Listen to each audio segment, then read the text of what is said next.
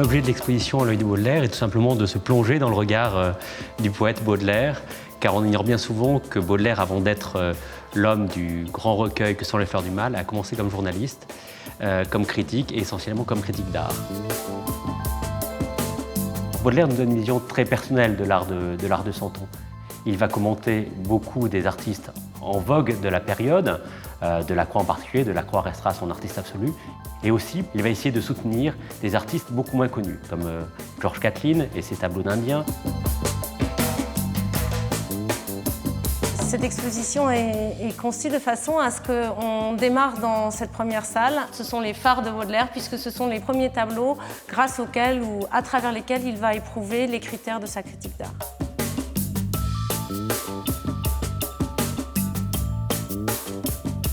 La deuxième salle s'appelle le Musée de l'amour, un endroit un peu secret où nous avons essayé de refaire ce que Baudelaire appelait de ses voeux, à savoir un endroit où l'amour serait représenté sous toutes ses formes. Depuis un tableau de religion un peu galante jusqu'à une estampe libertine. La troisième salle s'appelle l'héroïsme de la vie moderne, puisqu'il s'agit pour Baudelaire d'illustrer l'idée que même moderne, nous sommes beaux et qu'il n'est pas besoin d'être grec ou romain pour atteindre à une forme d'héroïsme ou de beauté, et que la vie moderne contient en elle-même sa propre beauté. Il y a tout un espace qui est réservé à la question de la caricature, dans la presse notamment, qui va particulièrement bien avec l'esthétique de Baudelaire.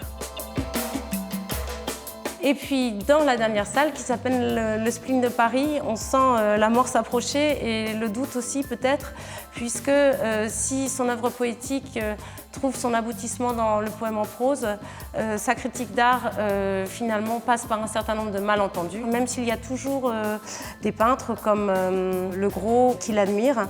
Et finalement, on est obligé de considérer que si Baudelaire a su évoluer dans sa poésie et dans sa recherche de la modernité poétique, sa critique d'art est restée fidèle à ses premières amours.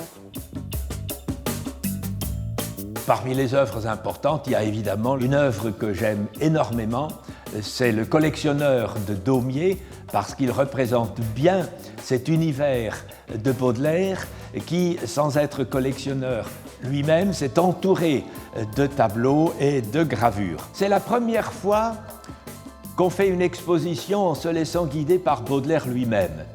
Au fond, nous sommes partis de ce que Baudelaire a dit de la peinture et nous nous sommes laissés guider par son regard. Ça n'a jamais été fait.